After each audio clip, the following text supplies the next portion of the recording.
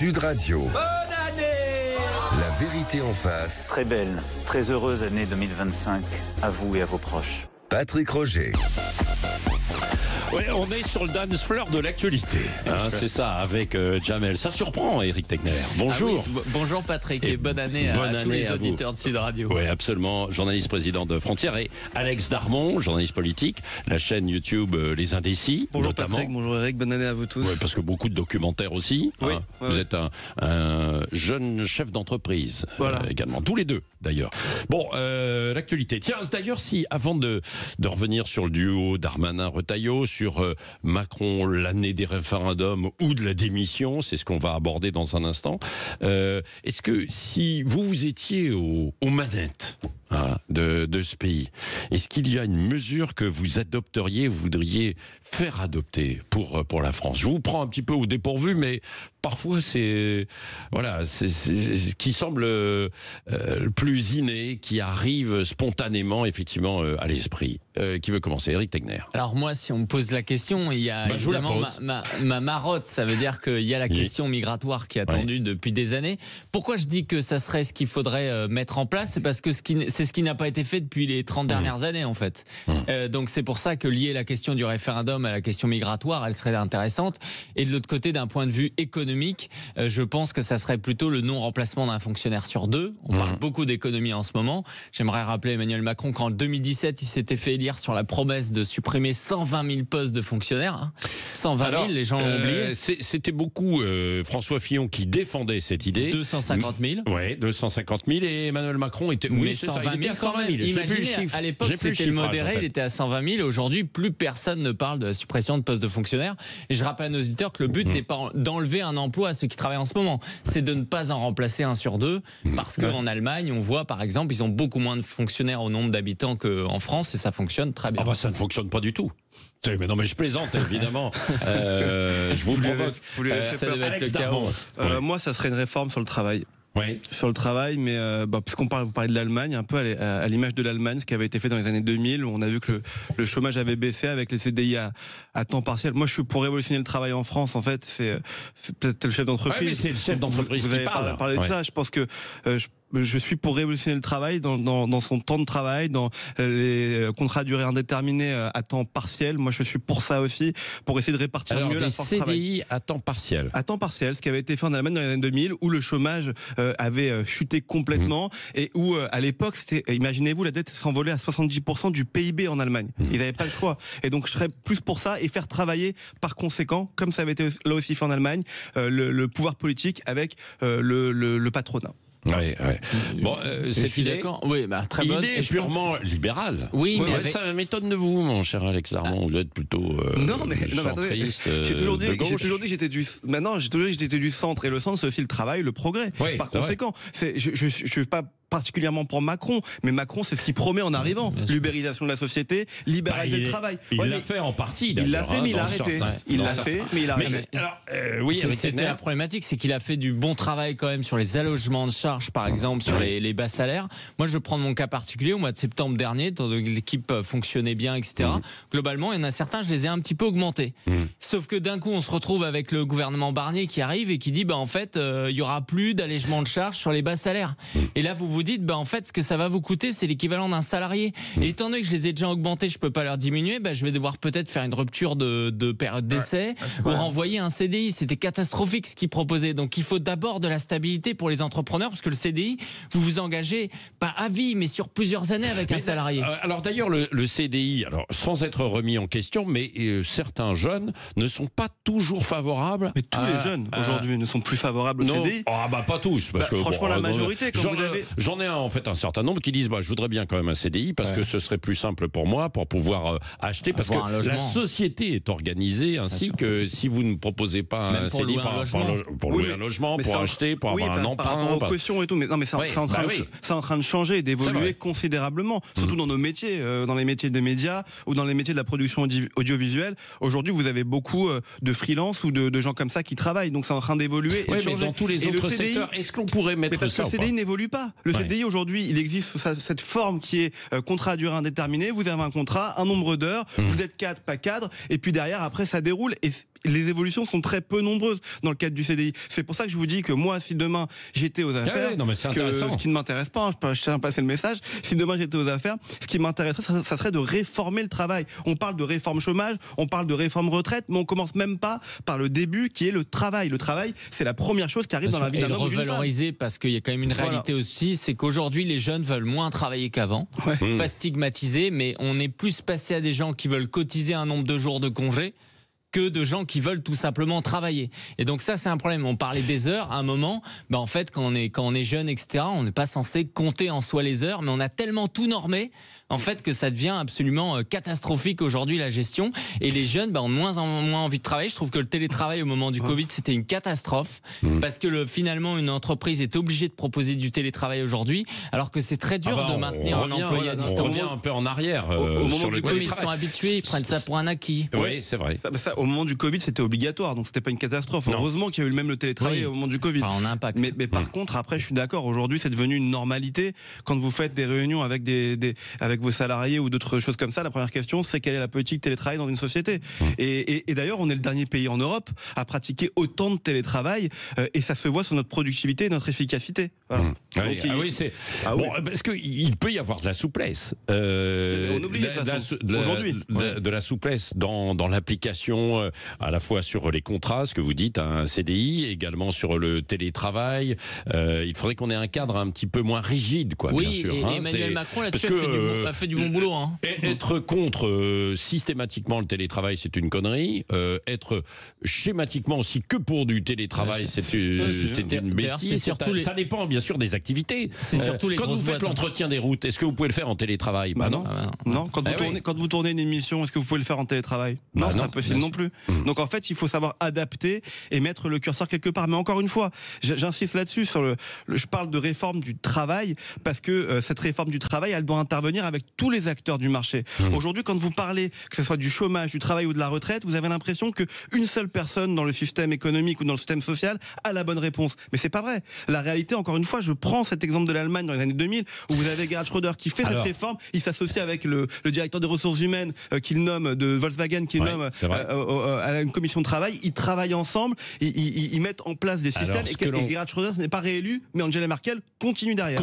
Elle surfe derrière, sauf que ce que l'on va vous répondre, c'est que ça a créé de nouveaux travailleurs pauvres aussi en Allemagne, avec certains qui gagnaient 600, 700 euros, pas plus, et qui ont été obligés de cumuler avec d'autres emplois, notamment des personnes plus âgées. C'est ce qui s'est passé. C'est ce qui s'est passé sur une partie en fait de la population, quoi. Oui, mais c'est ça ce qui est scandaleux, c'est qu'aujourd'hui, en France, les nouveaux travailleurs pauvres, vous savez, c'est ces fameux sans-papiers qu'on régularise. Ça veut dire que les Français ne veulent plus faire les petits emplois parce qu'on a refusé de valoriser aussi. Et donc, on est en train de tiers-mondiser justement certains services. Et ça, c'est un problème. Donc, l'augmentation souvent du salaire minimum, ça a l'air d'être une mesure de gauche. Moi qui suis libéral, je suis plutôt favorable par l'allègement complet des charges. Mais derrière, il faut un parcours justement qui va être mené. Et vous parliez de flexibilité tout à l'heure. Je pense que le problème aussi aujourd'hui, c'est que notamment dans les grandes entreprises, ils ont peur qu'à chaque fois on va prendre une décision concernant une personne, ça va concerner toute la branche ou tout le secteur. Et donc on se retrouve avec des choses assez folles où par exemple sur la vieillesse, des gens qui vont avoir 59, 60 ans,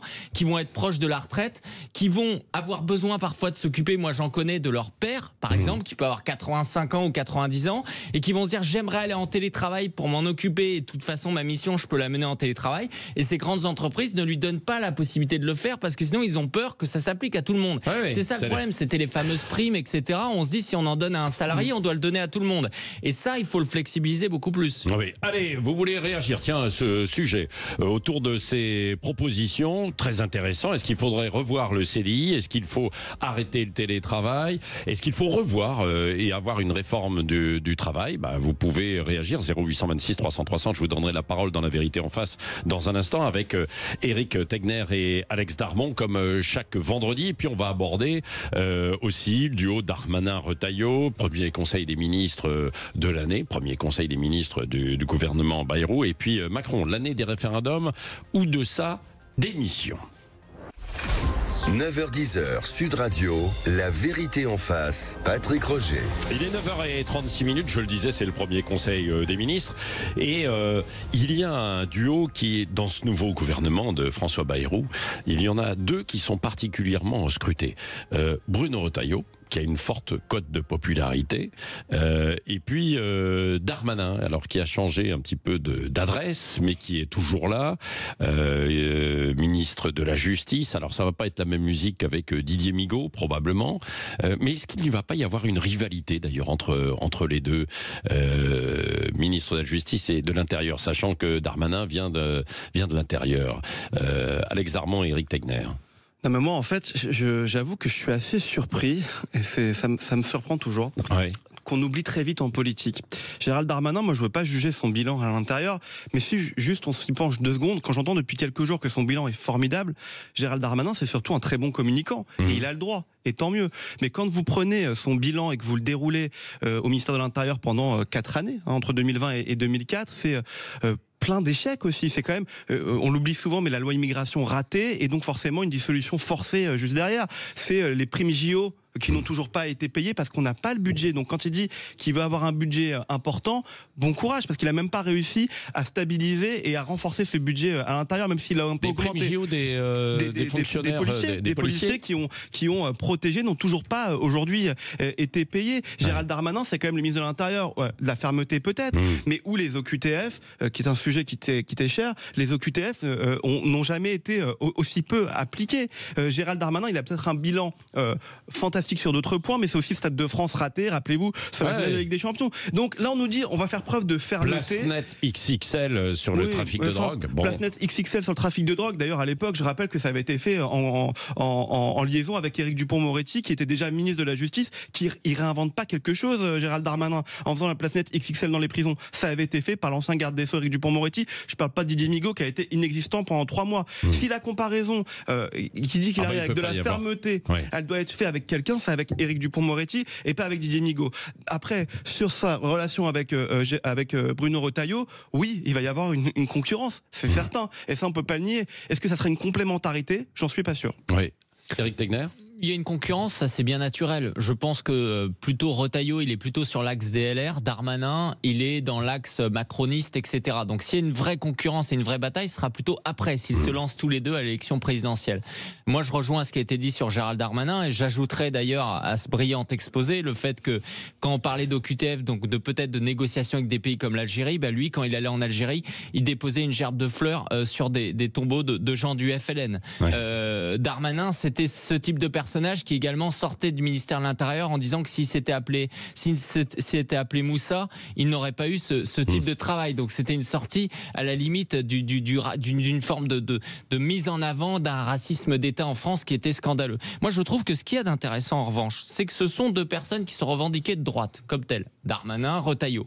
Habituellement, lorsqu'un ministre de l'Intérieur n'arrive pas à avoir des résultats, et c'est souvent le cas, il rejette la faute sur le ministre de la Justice. Mais en même temps c'est Migaud, en même temps Dupond-Moretti qui se faisait accueillir par les prisonniers lors de sa première visite dans les prisons, etc. Cette fois-ci, on a 2 personnes qui sont affichées de droite. Donc, s'il y a un échec, et je pense qu'il y en aura un, parce qu'ils pourront faire tout ce qu'ils veulent, de toute façon, il y a une question du droit qui se posera, eh bien, on va se dire, ok, maintenant, peut-être que le vrai débat, c'est quoi? Le vrai débat, c'est une réforme de la Constitution pour adapter notre droit. C'est un référendum également sur la question migratoire, parce que la question de la sécurité est éminemment liée à la question migratoire. Peut-être une réflexion sur la sortie de la CEDH, parce que si demain, de toute façon, la justice, dès qu'elle prend des décisions, on se retrouve avec la CEDH qui la balaye. Voilà, et il faut pas oublier non plus que la justice a en son sein un contre-pouvoir extrêmement fort, celui du syndicat de la magistrature, etc. Mais je trouve que c'est intéressant, c'est que, sauf si Retailleau, dans 4 mois, dit voilà, en fait, Darmanin, c'est un sombre gauchiste, mais je pense qu'il peut pas le faire. Ils sont obligés tous les deux de réussir. Ils ne réussiront pas, et au moins, on va arrêter de sortir de ce truc de c'est pas ma faute, c'est la faute l'autre de l'autre. Ouais, moi après, encore une fois, je suis aussi surpris sur le fait qu'en politique, on oublie vite les choses. On peut faire tous les reproches du monde à Éric Dupond-Moretti, et j'ai fait un documentaire, donc je sais de quoi je parle sur la politique judiciaire. On dit qu'aujourd'hui la justice est laxiste, mais enfin vous avez jamais eu autant de peines appliquées aujourd'hui en France. 95% des peines en prison ferme sont appliquées. Vous avez jamais eu combien vous dites 95%. Non mais c'est énorme. Vous avez jamais eu autant de prisonniers, et c'est pour ça qu'on a d'ailleurs un problème de surpopulation. Non mais attendez, c'est aussi pour ça qu'il manque de places de prison. Vous n'avez jamais eu autant de places de prison créées depuis... Mais si, c'est la vérité, depuis 2020. Oui. Vous avez un plan prison qui a été annoncé en 2021. Vous avez aujourd'hui 5000 places. C'est en dessous des objectifs fixés, mais 5000 places créées sur les 7000 qui devaient l'être depuis 2020. Ça n'est jamais arrivé en France. Vous avez eu... on pourrait parler de la loi Halimi sur la responsabilité pénale, pareil, qui a été votée par Éric Dupond-Moretti, qu'on dit... Oui, mais il a refusé de voir des choses. Par exemple, sur 80 000 personnes en prison, aujourd'hui, il y en a 18 000 qui sont étrangères. Ça libérerait quand même des places assez vite. Et ça, cette question-là, Dupond-Moretti, il a refusé de la poser. C'est extrêmement difficile parce qu'évidemment, ce sont... Mais c'est constitutionnel en fait. De nos prisons, ce sont des étrangers. Je ne parle pas de Français d'origine immigrée, etc. Je parle vraiment de Français. Vous dites combien ? 18 000 On est 18 000. La première population étrangère dans nos prisons sont les Algériens, qui ont un taux d'incarcération 7 fois supérieur aux Français. Vous avez vu qu'il y a ce conflit avec l'Algérie, c'est-à-dire que l'Algérie ne veut pas non plus reprendre... des gens qui sont condamnés ou des ressortissants comme les OQTF. Darmanin, il faut le rappeler, Darmanin, lui, il a accepté d'ouvrir 2 nouveaux consulats algériens en France. On est passé de 18 à 20 sans rien en échange. Il a été extrêmement faible vis-à-vis de l'Algérie. Il n'a pas su s'imposer. Comme par exemple, en revanche, Bruno Retailleau a essayé de le faire au Maroc. On verra les résultats sur les OQTF. On verra le résultat. Vous avez quand même des doutes alors sur Darmanin. Non, j'ai pas de doute. Ça va échouer. Ça va échouer. Ça va échouer. Bien sûr. Il y aura de la com, de la bonne com.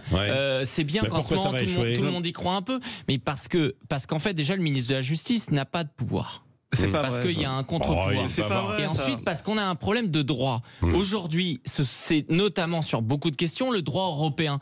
De tel point que même un Nicolas Sarkozy qui critiquait l'Europe, aujourd'hui il se réfère à la CEDH pour essayer de l'empêcher justement d'avoir un bracelet électronique. On en est lié aujourd'hui. Ça n'empêche pas de voyager pour l'instant là. Vous avez vu parce qu'il n'y a pas eu de décision des peines. Mais ce qui se passe, c'est que aujourd'hui le droit européen, le problème justement, la CEDH, qui sont des juges quand même, qui n'ont rien à voir avec nos juges, eh bien ils ont énormément d'importance. Ils vont libérer. On va se retrouver sur toute une série de problèmes comme ça. Moi j'entends ce qui est dit, mais là, à mon avis, on confond un petit peu tout. Si on parle de Gérald Darmanin qui nous dit depuis quelques jours, depuis qu'il est nommé, qu'il va tout changer, qu'il va tout révolutionner, c'est pour ça que ça va échouer. C'est parce que tout ce qu'il annonce, pardon, mais ça a déjà été fait. Oui, c'est vrai. Ça n'a pas été fait. À part mettre à part sur le narcotrafic, on pourrait tout reprendre. Le place net, vous en avez parlé, ça a déjà été fait. La garde à vous de 72 heures, ça a déjà été fait. Le budget, quand il dit qu'il va aller chercher...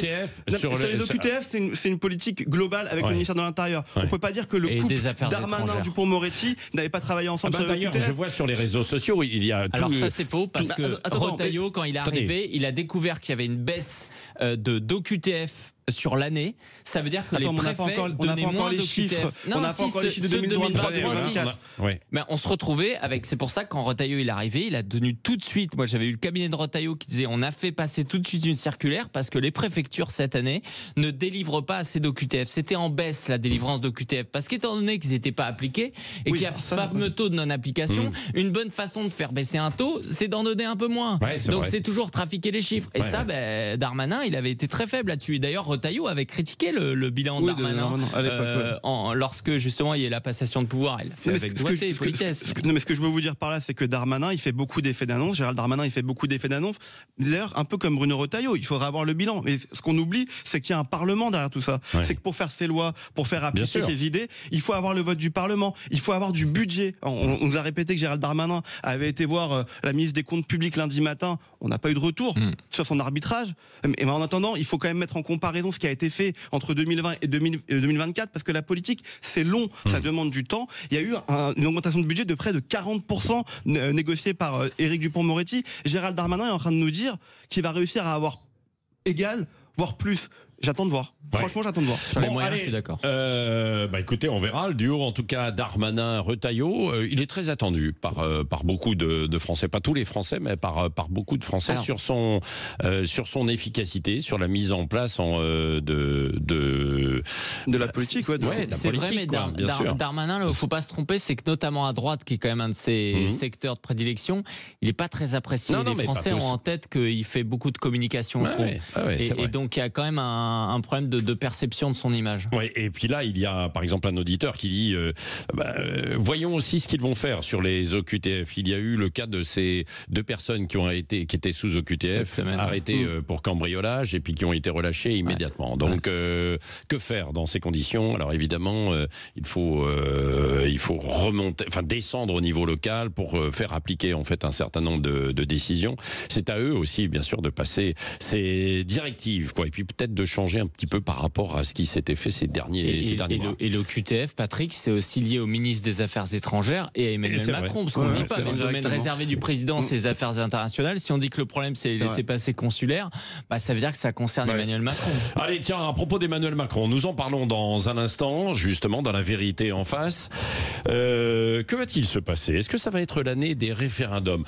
Gaspard Koenig, qui était invité de Jean-Jacques Bourdin, a parlé tout à l'heure du droit pétitionnaire, par exemple, localement. C'est-à-dire qu'il y a des pétitions, si elles deviennent suffisamment importantes, on pourrait faire des référendums locaux. Qu'en pensez-vous? Est-ce que c'est une idée ou alors est-ce qu'il faut des plus grands référendums? Et sur quelles questions, évidemment? Je vous attends aussi au 0826 300 300. 9h-10h, Sud Radio, La Vérité en face, Patrick Roger.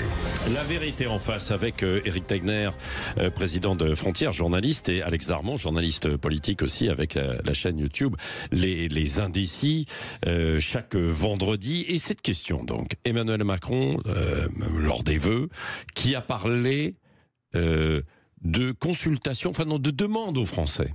Il a dit une demande aux Français, je demanderai aux Français. Mais on ne sait pas sous quelle forme, on ne sait pas comment. Alors, il y a eu des spéculations. Est-ce qu'il va lancer des référendums? À l'Élysée, on dit non. Alors, certains s'interrogent. Qu'en pensez-vous? Alors déjà, c'est risqué de sa part de dire cela sans que ça soit précis et de ne pas vite donner un sujet. Parce que la clé pour Macron, c'est qu'à un moment, sa parole, elle gagne un petit peu de faveur et de gage. Donc là, c'est un peu décrédibilisé, ça risque de faire pchit, de créer des débats. Donc ça, c'est le premier point. Ça a créé des débats d'ailleurs. Voilà, mais au bout du compte, si ça termine sur n'importe quoi, quelque chose qui n'est pas intéressant, qui n'a pas d'impact, on va vraiment se dire, l'étape d'après, c'est la démission. Parce que s'il utilise cette arme, c'est parce que c'est une des dernières qui lui reste. Le deuxième point, c'est que moi, je m'attends quand même à ce que ça soit plutôt quelque chose de consensuel, comme sur la fin de vie, où peut-être il y aurait 60-70% des Français qui seraient pour, parce qu'aujourd'hui, c'est malgré tout quelque chose qui est largement partagé par les Français, même si moi, je ne la partage pas à titre personnel. L'autre point, c'est que ça a permis ces derniers jours de faire un débat sur la question de référendum, c'est-à-dire sur quel sujet on peut faire vraiment des référendums, entre l'écologie, l'immigration, peut-être également la proportionnelle, etc. Et on réalise qu'en fait, au fur et à mesure de ces dernières années, la lecture qui a été faite par les juristes, par le Conseil d'État, le Conseil constitutionnel, c'est que finalement, on ne peut plus faire beaucoup de référendums. Parce que l'immigration, qui est un sujet quand même qui est très important, quand on pense référendum à droite, on dit immigration, bien visiblement, il faut passer par une réforme constitutionnelle, donc qui demanderait 2/3 du vote du Parlement, pour modifier la Constitution, parce que visiblement, on ne peut pas justement faire un référendum sur les questions migratoires. Je pense d'ailleurs que c'est une lecture erronée de la Constitution dans l'esprit dans laquelle elle a été faite par le général de Gaulle, mais on sent cette envie. Et le problème, c'est quoi? C'est que les Français, en fait, pourquoi ils auront envie d'aller voter? Pour se dire, il y aura de l'impact. Ma voix va avoir de l'impact. C'est important ce que disait Gaspard Koenig justement à votre antenne ce matin. Et bien là, on va leur proposer certainement des questions qui n'en auront aucun, et les vrais sujets, on va les mettre de côté. Et ça peut être extrêmement dangereux. Et on voit à quel point le droit, en fait, nous empêche de tout faire. Rappelez-vous, Laurent Fabius, il faisait comprendre que si Marine Le Pen était élue, son référendum sur l'immigration, eh bien, il l'invaliderait.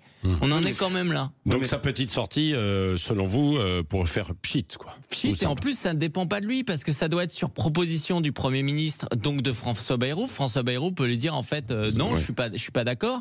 Et s'il faut passer par des réformes constitutionnelles où il faut 2/3 des parlements, bon courage. Sur la proportionnelle, c'est la même chose, parce qu'ils seront pas d'accord sur quel type de proportionnel ils vont donner. Est-ce que c'est départemental ou pas? Non, mais en fait, ça serait anticonstitutionnel de faire une réforme sur l'immigration. Point barre. Voilà, c'est l'article 11 de la Constitution. Vous dites que ça dépend de la lecture. Non, mais en fait, l'article 11 de la Constitution, il encadre un référendum sur 3 principes. C'est soit politique économique, soit politique sociale, pas sociétale, sociale. Et le 3e, je crois que c'est, je me rappelle plus, mais c'était environnemental. Politique environnementale. La politique de l'immigration, ce n'est pas social. Oui, mais c'est intéressant. On pourrait tout à fait faire ce qu'Éric Ciotti avait proposé. Mais ça veut dire qu'il faut faire une réforme de la Constitution. Il pourrait y avoir un référendum lié à l'immigration, lié à la question économique, qui est par exemple, faut-il privilégier les aides sociales ou l'emploi pour les Français plutôt qu'aux étrangers. Mais là, dans ce cas, on vous sortira la rupture. Non, ce que je veux dire, c'est que ce référendum-là, on vous sortira de façon la rupture de l'égalité, qui fait qu'en fait, ça crée une inégalité entre étrangers et Français, donc ça saute. Non, mais je pense que c'est recevable.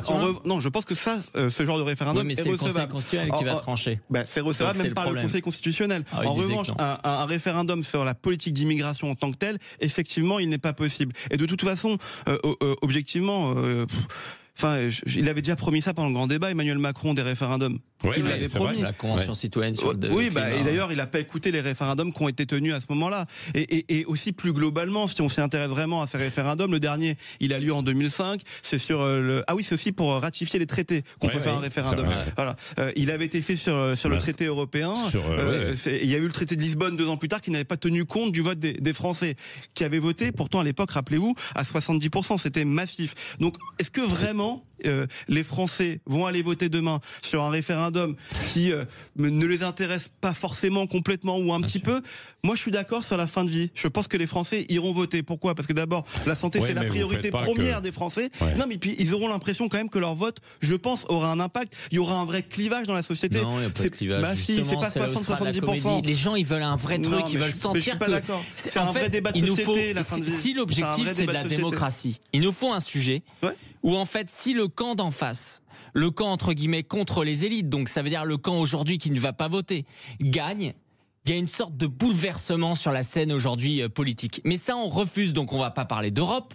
On va pas parler d'immigration, on va pas parler de tous ces sujets-là. De proportionnel, tu aurais le droit d'en parler en référendum. Il faut faire en sorte que le Français qui nous écoute là, qui n'a jamais voté, il se dise ma voix, elle va compter. Tout peut changer. Et sur l'euthanasie, la fin de vie, non, 70% des gens, c'est déjà ce qu'on dit. C'est un vrai sujet. Oui, mais ils n'iront pas se déplacer parce qu'ils sauront que de toute façon, ça va voter pour. Au contraire, et il y aura un consensus. Si vraiment tu as un référendum, que les Français ont cette envie de voter, d'aller participer à une grande question de société et qu'on leur demande leur avis sur la fin de vie, sur l'euthanasie, sur toutes ces choses-là. Ou en Europe, d'autres pays sont en avance par rapport à nous. C'est qu'Emmanuel Macron, s'il pose une question... Attends, juste laisse-moi finir. S'ils sont en avance sur d'autres pays d'Europe, si vraiment les Européens et les Français ont envie de voter sur une question de société, c'est le meilleur des exemples. Ça peut prendre le pouls de la société. T'imagines, c'est-à-dire qu'en fait, vous êtes en train de me dire qu'Emmanuel Macron, il y a un sujet sur lequel il est d'accord depuis 7 ans, c'est la fin de vie, tout le monde était d'accord, et du coup, quand il va dire, moi, président, que vous contestez, je veux vous redonner la parole, je vous la donne sur un sujet où vous pensez comme moi. Non, il y a un moment, il faut justement un référendum où les gens veulent rééquilibrer. Il faut rapporter du débat. Emmanuel Macron. Il faut rapporter du débat. Et je pense que c'est un bon sujet pour rapporter du débat. Il y a déjà eu d'ailleurs tous les arguments sont contendables. Il y a une convention citoyenne sur la fin de vie. Oui, mais ça n'a rien donné. Donc autant donner la parole aux Français. C'est qu'il y a eu dissolution. Nous verrons si c'est suivi des faits. En tout cas, il a parlé à mon avis pour pas grand-chose en disant ça. Il a mis une pièce en fait dans la machine et puis ça fait des débats. Merci Éric Tegner, président de Frontières. C'est la vraie question que les gens se posent. La chaîne YouTube Les Indestis. Dans un instant, Thierry Guerrier avec Gilles Gansman pour la partie média. Ensuite, la partie débat. Mettez-vous d'accord. Vous n'étiez pas d'accord, vous. On va voir si Thierry va les mettre d'accord. Et puis, il y aura Xavier Gors aussi, à l'occasion des 10 ans de l'attentat de Charlie. Le dessinateur, illustrateur de presse. C'est terminé pour La Vérité en face. On se retrouve lundi et tous les programmes du week-end, bien évidemment, sur Sud Radio.